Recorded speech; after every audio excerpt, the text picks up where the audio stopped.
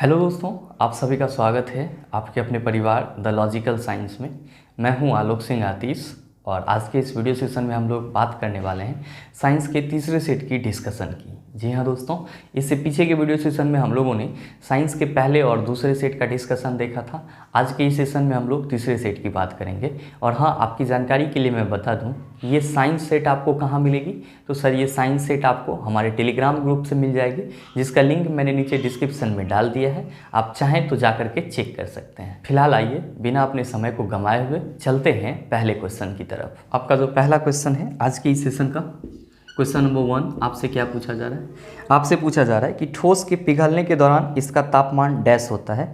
आपका ऑप्शन है कि ठोस की प्रकृति के अनुसार बढ़ या घट सकता है, दूसरा ऑप्शन है बढ़ता है, तीसरा ऑप्शन है घटता है और चौथा ऑप्शन है आपका परिवर्तित नहीं होता है। तो मेरे मित्र, दो चीज़ आप ध्यान में रखेंगे। पहला क्या कि ठोस को जब गर्म किया जाता है, ठोस को जब गर्म किया जाता है, ठोस को जब गर्म किया जाता है तो तापमान क्या होता है? बढ़ जाता है। तापमान क्या होता है सर? बढ़ता है। और जब ठोस को पिघलाया जाता है, ठोस को पिघलाया जाता है, ठोस को पिघलाया जाता है तो तापमान में कोई परिवर्तन नहीं होता है। तापमान में कोई परिवर्तन नहीं होता है। आप इस चीज़ को ध्यान में रखेंगे, कोई चेंज नहीं होता है। आप ये भी लिख सकते हैं। तो अगर आपसे ये पूछा जाए कि जब किसी ठोस को गर्म किया जाता है तो तापमान क्या होता है, तो आप कहेंगे सर तापमान बढ़ता है। जब किसी ठोस को पिघलाया जाता है तो तापमान में क्या होता है सर? कोई परिवर्तन नहीं होता है। क्यों नहीं होता है? तो आप सबों को मालूम है कि ठोस के जो अवयवी कण होते हैं वो बहुत ही मजबूत आकर्षण बल से बंधे हुए रहते हैं। तो जैसे ही आप ठोस को गर्म होने के बाद एक्स्ट्रा अमाउंट में हीट एनर्जी देते हो तो वो सारी हीट एनर्जी इसी अंतराण्विक आकर्षण बल को तोड़ने में लग जाता है, ताकि ठोस आपका पिघल के द्रव अवस्था में आ जाए। इसीलिए हम लोग कहते हैं कि ठोस को जब पिघलाया जाता है तो तापमान में कोई परिवर्तन नहीं होता है। तो इस हिसाब से आपके इस क्वेश्चन का सही आंसर क्या हो जाएगा? आप सभी कहेंगे कि सर हमसे पूछा जा रहा है कि ठोस के पिघलने के दौरान इसका तापमान क्या होता है, और आपने लिखा है कि ठोस को जब पिघलाया जाएगा तो तापमान में कोई परिवर्तन नहीं होता। तो हमारे इस क्वेश्चन का सही आंसर क्या हो जाएगा? ऑप्शन नंबर डी हो जाएगा। क्या हो जाएगा सर? Option number D. उम्मीद करते हैं आप समझ पाए होंगे। चलते हैं अगले क्वेश्चन की तरफ। आपका जो अगला क्वेश्चन है, क्वेश्चन नंबर 2, बहुत ही आसान सा सवाल। आपसे क्या पूछा जा रहा है?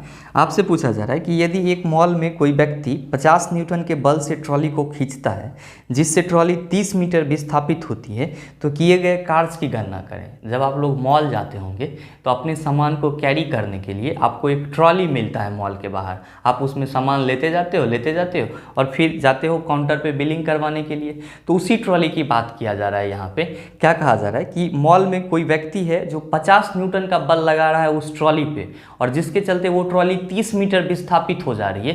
तो आपसे पूछा जा रहा है किया गया कार्य कितना होगा? आप सभी मुंह जबानी बना देंगे, सर 1500 जूल होगा। जिसको समझ में नहीं आ रहा है वो समझिएगा थोड़ा सा कि आप लोग कार्य का फॉर्मूला क्या पढ़ते हैं। तो आप कहते हैं सर बल गुना विस्थापन, बल गुना विस्थापन, या इंग्लिश में हम लोग W इक्वल्स टू क्या लिखते हैं? FS लिखते हैं।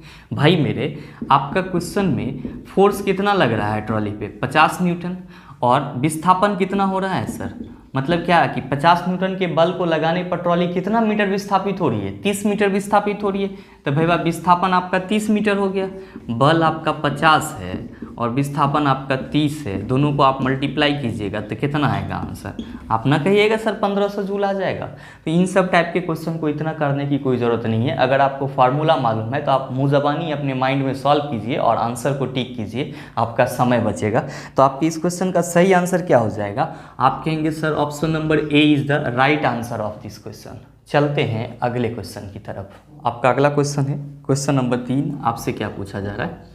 आपसे पूछा जा रहा है कि किसी वस्तु द्वारा अपनी स्थिति या आकार लेने की वजह से लगने वाली ऊर्जा को डैश कहा जाता है। मेरे मित्र आप सबों को पता है कि किसी भी वस्तु की स्थिति और आकार के चलते जो ऊर्जा उत्पन्न होती है उसको हम लोग क्या कहते हैं, स्थितिज ऊर्जा कहते हैं, पोटेंशियल एनर्जी कहते हैं। आपसे क्वेश्चन पूछा जा रहा है कि किसी वस्तु द्वारा अपनी स्थिति या आकार लेने की वजह से लगने वाली ऊर्जा को डैश कहा जाता है। आपका पहला ऑप्शन है गुप्त ऊर्जा, गुप्त ऊर्जा तो होगा नहीं, तो ये आपका पहला ऑप्शन तो कट हो गया यहीं पे। दूसरा ऑप्शन है स्थितिज ऊर्जा, सर यही आपके इस क्वेश्चन का सही आंसर है। Option number B is the right answer of this question. क्या सर, पोटेंशियल एनर्जी। हम लोग कहते हैं ना कि किसी वस्तु की स्थिति और आकार के चलते जो ऊर्जा उत्पन्न होती है वो क्या कहलाती है, स्थितिज ऊर्जा कहलाती है। और पी के लिए हम लोग फॉर्मूला क्या लिखते हैं, mgh लिखते हैं। क्या लिखते हैं सर, mgh। नेक्स्ट है आपके ऑप्शन में गतिज ऊर्जा। आप सबों को मालूम है कि किसी वस्तु के गति के चलते जो ऊर्जा उत्पन्न होती है उसको हम लोग क्या कहते हैं, गतिज ऊर्जा कहते हैं। और गतिज ऊर्जा को ke से रिप्रेजेंट करते हैं और फार्मूला लिखते हैं सर ½ mv²। नेक्स्ट है आपका चौथा ऑप्शन स्थितिज ऊर्जा। तो ये कोई टाइप का आपका ऊर्जा ही नहीं होता है, तो आपका ये ऑप्शन तो पहले ही गलत है। उम्मीद करते हैं आप समझ पाए होंगे। चलते हैं अगले क्वेश्चन की तरफ। आपका जो अगला क्वेश्चन है, क्वेश्चन नंबर 4, आपसे क्या पूछा जा रहा है, बहुत ही आसान सा सवाल आपसे पूछा जा रहा है। द्रव्यमान और त्वरण के गुणनफल को कहा जाता है। आप सभी को मालूम होगा कि सर किसी वस्तु के द्रव्यमान और त्वरण के गुणनफल को हम लोग बल कहते हैं। क्यों? क्योंकि न्यूटन के द्वितीय गति नियम से आप लोगों को मालूम है कि F = क्या होता है सर, ma होता है। और हम लोग कहते भी हैं कि न्यूटन के द्वितीय गति नियम से हम लोगों को बल के लिए व्यंजक मिलता है, तो सर बल के लिए यही व्यंजक मिलता है। एक और खास बात ध्यान में रखेंगे कि न्यूटन के पहले गति नियम से आपको किस चीज़ का परिभाषा मिलता है, तो सर बल का परिभाषा मिलता है। और द्वितीय गति नियम से बल का व्यंजक मिलता है। ये दोनों ही बात आपके लिए इंपॉर्टेंट है, आप इस चीज़ को ध्यान में रखेंगे। तो आप कहेंगे सर हमारे इस क्वेश्चन का तो सही आंसर ऑप्शन नंबर डी हो जाएगा। बिल्कुल सही है।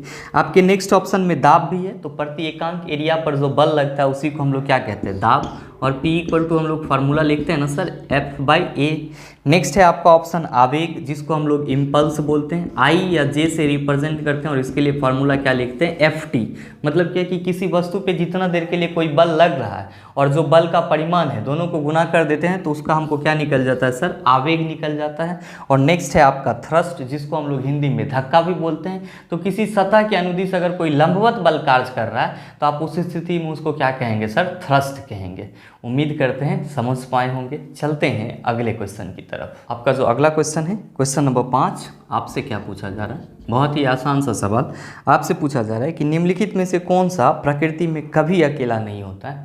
मेरे मित्र आप सभी को मालूम होना चाहिए कि प्रकृति में सिर्फ और सिर्फ बल है जो कभी अकेला नहीं होता है।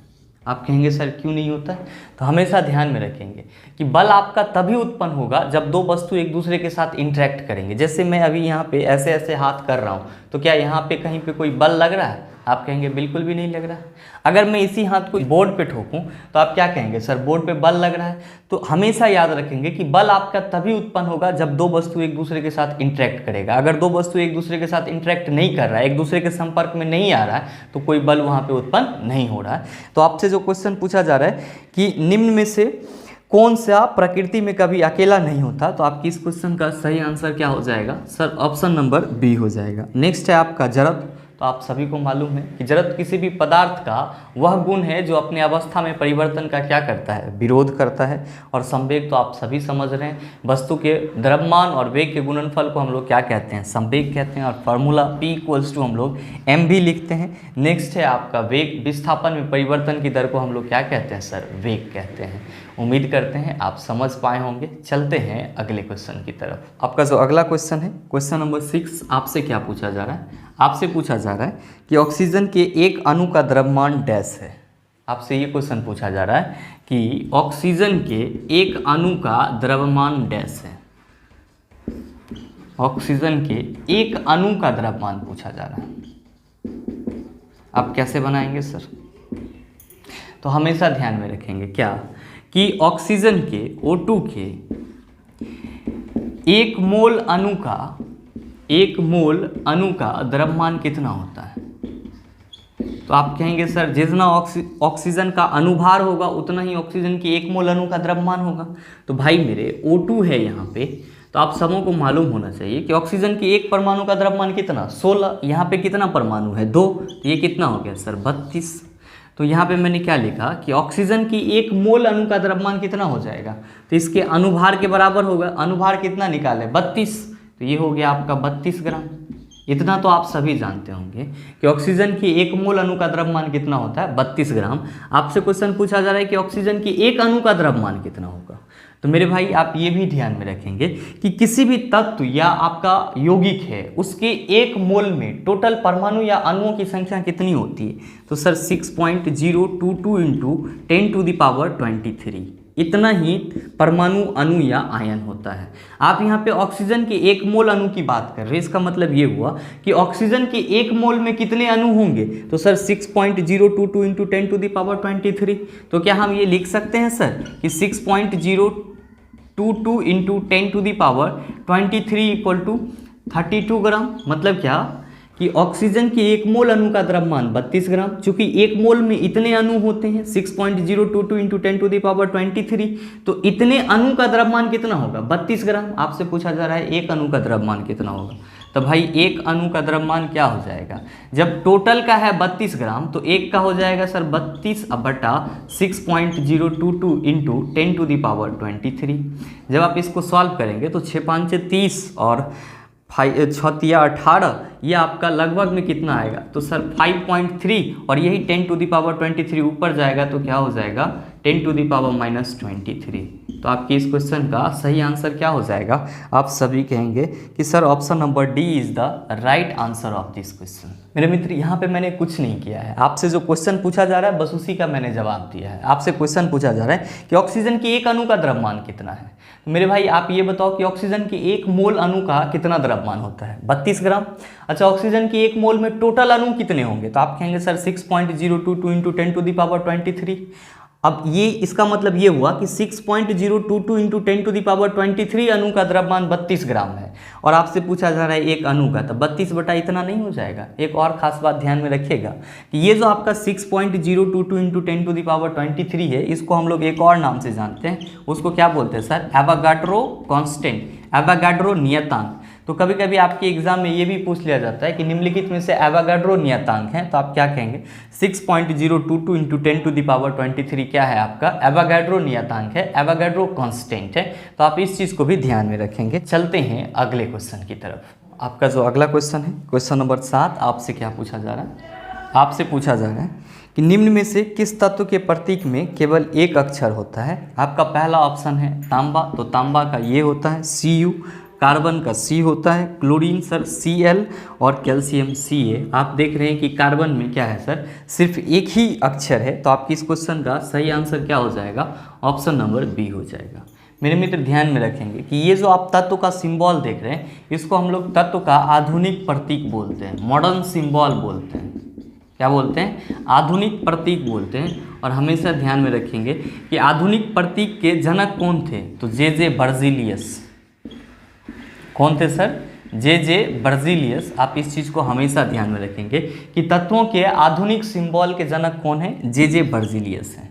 तो आपके इस क्वेश्चन का सही आंसर ऑप्शन नंबर बी। बहुत ही इजी सा सवाल था। चलते हैं अगले क्वेश्चन की तरफ। आपका जो अगला क्वेश्चन है, क्वेश्चन नंबर 8, आपसे क्या पूछा जा रहा है, बहुत ही आसान सा सवाल। आपसे पूछा जा रहा है कि डैश प्रकृति में विद्युत धनात्मक होती है। तो आप हमेशा याद रखिएगा कि धातुएं प्रकृति में क्या होती है, विद्युत धनात्मक होती है। मेरे मित्र धातुएं विद्युत धनात्मक क्यों होती है, तो हम लोग कहते हैं कि सर धातु के लास्ट ऑर्बिटल में 1 2 3 इलेक्ट्रॉन होते हैं, और धातुएं हमेशा इलेक्ट्रॉन का क्या करती है, त्याग करती है, जिसके चलते ये हमेशा क्या होती है, विद्युत धनात्मक होती है, यानी कि इलेक्ट्रिकली पॉजिटिव होती है। नेक्स्ट जब हम लोग अधातु की बात करते हैं, नॉन मेटल की बात करते हैं, तो इसके लास्ट ऑर्बिटल में 5 6 और 7 इलेक्ट्रॉन रहते हैं, और हमेशा इसकी प्रवृत्ति क्या होती है, इलेक्ट्रॉन को ग्रहण करने की, जिसके चलते अधातु में क्या बनाती है हमेशा सर, तो विद्युत ऋणात्मक आयन बनाती है, या आप ये कहते हैं कि अधातुएं हमेशा क्या होती है, विद्युत ऋणात्मक होती है। मेरे मित्र एक और चीज़ ध्यान में रखेंगे कि धातुएं जो है वो विद्युत का क्या होती है, सुचालक होती है। क्या होती है, सुचालक होती है। और अधातुएं विद्युत का क्या होती है सर, कुचालक होती है। यानी कि धातु आपका कंडक्टर होता है, जबकि अधातु जो है आपका वो क्या होता है सर, इंसुलेटर होता है। आप कहेंगे सर हमारे एग्जाम में अर्धचालक के बारे में भी पूछा जाता है। तो मेरे मित्र हमेशा याद रखेंगे कि आपका जो उपधातु है, कौन सर? उपधातु मेटालॉइड है वो क्या होता है सर? तो अर्धचालक होता है, जिसको इंग्लिश में हम लोग क्या कहते हैं? सेमीकंडक्टर कहते हैं। क्या कहते हैं सर इसको इंग्लिश में? सेमीकंडक्टर कहते हैं। तो आप इस चीज़ को हमेशा ध्यान में रखेंगे कि धातुएं सुचालक होती है विद्युत का, अधातु कुचालक होती है और उपधातु अर्धचालक होती है। धातुएं हमेशा विद्युत धनात्मक होती है और अधातुएं हमेशा विद्युत ऋणात्मक होती है। तो आपके इस क्वेश्चन का सही आंसर क्या हो जाएगा? आप सभी कहेंगे sir option number A is the right answer of this question. उम्मीद करते हैं समझ पाए होंगे। चलते हैं अगले क्वेश्चन की तरफ। आपका अगला क्वेश्चन है क्वेश्चन नंबर 9। आपसे क्या पूछा जा रहा है? आपसे पूछा जा रहा है कि पानी से हाइड्रोजन को अलग करने की प्रक्रिया को क्या कहा जाता है? आप सभी कहेंगे सर विद्युत अपघटन कहा जाता है। क्यों? क्योंकि जब भी हम लोग पानी को एक बीकर में रख करके इससे इलेक्ट्रिसिटी पास करवाते हैं, इससे क्या करते हैं सर? इलेक्ट्रिसिटी पास करवाते हैं। तो जो आपका H2O है ये H प्लस आयन और O2 माइनस आयन में क्या होती है सर? टूट जाती है। H प्लस आयन और O2 माइनस आयन में टूट जाती है। तो आप कह रहे हैं कि सर यहाँ पे जब इस जल से इलेक्ट्रिसिटी प्रवाहित की जा रही है तब इस तरह की घटना हो रही है। तो इसी को हम लोग क्या कहते हैं? विद्युत अपघटन कहते हैं। क्या कहते हैं सर? विद्युत अपघटन कहते हैं, यानी कि इलेक्ट्रोलाइटिकल डिकम्पोजिशन कहते हैं। तो आप इस चीज़ को हमेशा ध्यान में रखेंगे कि पानी से जब भी हमको हाइड्रोजन प्राप्त करना होगा तो हम क्या करेंगे? तो पानी का विद्युत अपघटन करेंगे। तो आपके इस क्वेश्चन का सही आंसर क्या हो जाएगा? आप सभी कहेंगे सर ऑप्शन नंबर ए, जहाँ पे क्या दिया हुआ है? विद्युत विघटन। तो विद्युत अपघटन और विघटन दोनों एक ही बात है। तो आपके इस क्वेश्चन का सही आंसर क्या हो जाएगा? ऑप्शन नंबर ए हो जाएगा। नेक्स्ट है आपका ऑस्मोसिस, जिसको हिंदी में हम लोग क्या कहते हैं? परासरण कहते हैं। और आप सभी को मालूम है कि जब आपका पानी महीन छिद्रों से धीरे धीरे पास करता है तब इस प्रक्रिया को हम लोग क्या कहते हैं? परासरण, ऑस्मोसिस कहते हैं। नेक्स्ट है आपका ओजोनीकरण। तो मेरे मित्र जब आप पानी में क्या करते हो? उसके कीटाणु को मारने के लिए ओजोन गैस प्रवाहित करते हो तो हम लोग क्या कहते हैं कि यहाँ पे ओजोनीकरण हो रहा है। और नेक्स्ट है आपका ऑक्सीजन। तो आप सभी समझ रहे हैं कि ऑक्सीजन आपका क्या है? तत्व है। बस एक चीज़ हमेशा ध्यान में रखिएगा कि आपको सिर्फ O लिखा हुआ मिले तो समझ जाइएगा कि ये ऑक्सीजन का तत्व है, लेकिन अगर O2 लिखा हुआ मिले तो आप समझ जाइएगा ये ऑक्सीजन का क्या है? अणु है। तो उम्मीद करते हैं आप समझ पाए होंगे। चलते हैं अगले क्वेश्चन की तरफ। आपका अगला क्वेश्चन है क्वेश्चन नंबर 10। आपसे क्या पूछा जा रहा है? आपसे पूछा जा रहा है कि द्रव के ठोस में परिवर्तन की प्रक्रिया को क्या कहा जाता है? मेरे मित्र आप सभी कहेंगे कि सर यहाँ पे द्रव ठोस में बदल रहा है, मतलब हिमीकरण हो रहा है। तो आपके इस क्वेश्चन का सही आंसर क्या हो जाएगा? आप कहेंगे sir option number C. Next आपके ऑप्शन में है विखंडन। तो आप सभी समझ रहे हैं कि यहाँ पे कोई भी अणु जो है वो क्या हो रहा होगा? टूट रहा होगा। नेक्स्ट है आपका ऑप्शन उत्सादन। उत्सादन नहीं होगा, यहाँ पे उत्पादन होगा, जिसका अर्थ आप सभी समझते हैं। नेक्स्ट है आपका संलयन। तो मेरे मित्र ध्यान में रखेंगे कि संलयन से आपके माइंड में दो चीज़ घूम रहा होगा, पहला नाभिकीय संलयन और दूसरा नाभिकीय विखंडन। तो मेरे मित्र ध्यान में रखेंगे कि सूर्य से जो आपको ऊर्जा मिलती है वो नाभिकीय संलयन के द्वारा मिलती है। नाभिकीय संलयन का मतलब क्या होता है कि जिसमें दो नाभिक आपस में जुट जाए उसको हम लोग नाभिकीय संलयन बोलते हैं। तो सूर्य में हाइड्रोजन के दो नाभिक आपस में जुटते हैं और हीलियम अणु का निर्माण करते हैं, जिसके चलते हम लोगों को ऊर्जा मिलती है। और आपसे अगर ये पूछा जाए कि परमाणु बम किस प्रक्रिया पर आधारित होती है तो आप कहेंगे नाभिकीय विखंडन पर आधारित होती है। और हाँ, आपसे कभी कभी ये भी पूछा जाता है कि परमाणु बम, एटम बम के खोजकर्ता कौन थे? तो आप हमेशा ध्यान में रखेंगे ओटो हन नामक वैज्ञानिक ने परमाणु बम का खोज करा था। अच्छा, नाभिकीय विखंडन का सही अर्थ क्या होता है? तो हम लोग कहते हैं कि जब कोई बड़ा सा नाभिक अपने छोटे छोटे नाभिक में टूटता है, छोटे छोटे न्यूट्रॉन में टूट जाता है, तब इस प्रक्रिया को क्या कहा जाता है? नाभिकीय विखंडन कहा जाता है। उम्मीद करते हैं आप समझ पाए होंगे। चलते हैं अगले क्वेश्चन की तरफ। आपका जो अगला क्वेश्चन है क्वेश्चन नंबर 11, बहुत ही आसान सा सवाल। और क्वेश्चन नंबर 11 को तो आप लोग याद ही कर लीजिएगा, कई बार आपके एग्जाम में पूछा गया है कि डैश तत्वों और मानव जैसी प्रजातियों जैसे कि बंदर, बानर, बनमानुष आदि के व्यवहार का अध्ययन है। जब भी आपसे ये क्वेश्चन पूछा जाए कि मानव, बंदर, बनमानुष इन सब के व्यवहार का अध्ययन क्या कहलाता है तो आप कहेंगे प्राइमेटोलॉजी कहलाता है। और जब आपसे ये पूछा जाए कि मानव का अध्ययन क्या कहलाता है तब आप कहेंगे एंथ्रोपोलॉजी कहलाता है। तो आपसे पूछा जा रहा है कि डैश तत्वों और मानव जैसी प्रजातियों जैसे कि बंदर, बानर, बनमानुष आदि के व्यवहार का अध्ययन कहलाता है। तो अभी जस्ट मैंने आपको बताया कि व्यवहार का अध्ययन पूछा जा रहा है तो आप कहेंगे प्राइमेटोलॉजी कहलाता है। तो आपकी इस क्वेश्चन का सही answer sir option number C हो जाएगा। आप सबों के मन में ये सवाल आ रहा होगा कि सर एंथ्रोपोलॉजी किसका अध्ययन है, तो अभी जस्ट मैंने आपको बताया कि एंथ्रोपोलॉजी मानव का अध्ययन कहलाता है। और आपके ऑप्शन में एथनोबॉटनी भी है। तो एथनोबॉटनी जो होता है वो क्षेत्रीय पौधों का अध्ययन होता है, मतलब किसी विशेष क्षेत्र में जो पाए जाने वाले पौधे होते हैं उसके बारे में अगर आप अध्ययन करते हैं तो उसको हम लोग एथनोबॉटनी बोलते हैं। और एपोलॉजी है यहाँ पे, तो एपोलॉजी का मतलब किसी अध्ययन से नहीं होता, बस मतलब होता है क्षमा मांगना। तो उम्मीद करते हैं आप समझ पाए होंगे। चलते हैं अगले क्वेश्चन की तरफ। आपका जो अगला सवाल है क्वेश्चन नंबर 12, बहुत ही ईजी सा सवाल और आप सबों को मालूम है इसका आंसर। क्या पूछा गया है आपसे कि रक्त डैश प्रकार के ऊतक का उदाहरण है। रक्त एक कनेक्टिव टिश्यू है, संयोजी ऊतक है। तो आपकी इस क्वेश्चन का सीधे आंसर क्या हो जाएगा, ऑप्शन नंबर बी हो जाएगा। आप इस चीज़ को हमेशा ध्यान में रखेंगे कि आपका जो ब्लड है वो क्या है सर, एक कनेक्टिव टिश्यू है, संयोजी ऊतक है। चलते हैं अगले क्वेश्चन की तरफ। आपका जो अगला सवाल है क्वेश्चन नंबर 13, आपसे क्या पूछा जा रहा है। क्वेश्चन नंबर 13 आपसे पूछा जा रहा है कि प्रोटीन की जानकारी प्रदान करने वाले डीएनए के भाग को डैश कहा जाता है। मेरे मित्र आप सभी याद रखेंगे, जीन कहा जाता है। और जो डीएनए में जीन पाया जाता है वो डीएनए की क्रियात्मक इकाई भी कहलाता है, यानी कि फंक्शनल यूनिट भी कहलाता है। और यही जीन डीएनए में उपस्थित प्रोटीन की जानकारी भी रखता है। तो आपके इस क्वेश्चन का सही answer sir option number D हो जाएगा। क्या हो जाएगा, ऑप्शन नंबर डी हो जाएगा। मेरे मित्र आपके ऑप्शन में क्रोमोसोम भी दिया हुआ है, तो हमेशा याद रखेंगे कि क्रोमोसोम का हिंदी क्या होता है, गुणसूत्र होता है। और ये कैसे बनता है, तो सर क्रोमेटिन नेटवर्क, जो क्रोमेटिन जालिका होता है वो जब कोशिका विभाजन के दौरान क्या होता है, टूट जाता है और टूट करके छोटी छोटी और मोटी संरचना में तब्दील हो जाता है, उसी को हम लोग क्या कहते हैं, क्रोमोसोम कहते हैं, गुणसूत्र कहते हैं। और आप सबों को मालूम होना चाहिए कि मानव में कितनी गुणसूत्र की संख्या होती है, तो टोटल गुणसूत्र 46 होती है। और अगर जोड़ा में पूछ दिया जाए तो आप कहेंगे सर कितने जोड़ा गुणसूत्र होते हैं, तो आप कहेंगे सर 23 जोड़ी गुणसूत्र होते हैं। कितने जोड़ी गुणसूत्र सर, 23 जोड़ी गुणसूत्र। तो ये भी आपके एग्जाम में कभी कभी पूछा जाता है, इसको भी आप ध्यान में रखिएगा। उम्मीद करते हैं कि आप समझ पाए होंगे। चलते हैं अगले सवाल की तरफ। आपका जो अगला क्वेश्चन है क्वेश्चन नंबर 14, आपसे क्या पूछा जा रहा है, आपसे पूछा जा रहा है कि बिना कोशिका भित्ति वाले बहुकोशिकीय प्राणी को निम्न में से किस समूह के अंतर्गत रखा जा सकता है। आपका ऑप्शन है एनिमेलिया, प्लांटी, मोनेरा, प्रोटिस्टा। मेरे मित्र आप सभी कहेंगे एनिमेलिया के अंतर्गत रखा जाता है, क्योंकि प्लांट और एनिमल सेल में सबसे बड़ा डिफरेंसेस किसका है, सेल वाल का है, जिसको हिंदी में हम लोग क्या बोलते हैं, कोशिका भित्ति बोलते हैं। इसी सेल वाल को हम लोग हिंदी में क्या कहते हैं, कोशिका भित्ति कहते हैं। और प्लांट और एनिमल सेल में यही सबसे बड़ा डिफरेंसेस है। एनिमल सेल में सेल वाल नहीं पाई जाती है, जबकि प्लांट सेल में सेल वाल पाई जाती है। आपका क्वेश्चन पूछा जा रहा है बिना कोशिका भित्ति वाले, मतलब क्या कि जिसमें सेल वाल नहीं हो। तो आप सभी कहेंगे सर एनिमेलिया में सेल वाल नहीं होती है। तो आपके इस क्वेश्चन का सही आंसर क्या हो जाएगा, ऑप्शन नंबर ए हो जाएगा। मेरे मित्र ये भी ध्यान में रखेंगे कि जो आपका सेल वाल कोशिका भित्ति है ये किससे बना होता है, तो सर सेल्यूलोज से बना होता है। किससे बना होता है, सेल्यूलोज से बना होता है। और यही चीज़ आपका प्लांट और एनिमल सेल में क्या करता है, डिफरेंसेस भी करता है, अंतर भी करता है।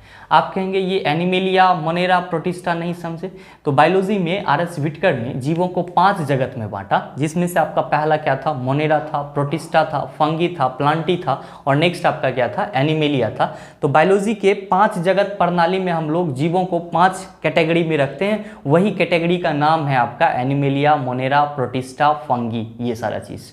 उम्मीद करते हैं आप समझ पाए होंगे। चलते हैं अगले क्वेश्चन की तरफ। आपका जो अगला क्वेश्चन है क्वेश्चन नंबर 15, आपसे क्या पूछा जा रहा है, आपसे पूछा जा रहा है कि ऑप्थेल्मोलॉजिस्ट किसका उपचार करता है। तो मेरे मित्र आप सभी कहेंगे ऑप्थेल्मोलॉजिस्ट आंख का उपचार करता है। तो आपके इस क्वेश्चन का सही आंसर ऑप्शन नंबर डी हो जाएगा। क्या हो जाएगा, ऑप्शन नंबर डी।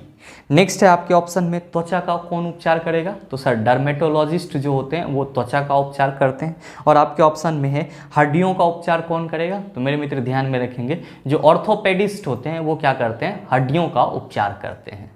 उम्मीद करते हैं आप यहाँ तक के सारे क्वेश्चन को आसानी से समझ पाए होंगे। अब इससे संबंधित आपको कोई भी सवाल पूछा जाए तो उसका जवाब आसानी से दे सकते हैं। उम्मीद ये भी करते हैं कि आपको वीडियो अच्छा लगा होगा। अगर आपको वीडियो अच्छा लगा तो वीडियो को लाइक कीजिएगा, शेयर कीजिएगा और चैनल पे नए हैं तो सब्सक्राइब करके बेल आइकन दबा लीजिएगा, ताकि इस तरह के एग्जाम रेलेवेंट वीडियो की नोटिफिकेशन सबसे पहले आपके पास पहुँचे और आप उसका भरपूर फ़ायदा उठा पाए। मिलते हैं फिर अगले वीडियो सेशन में, तब तक के लिए best of luck. Thank you, have a nice day.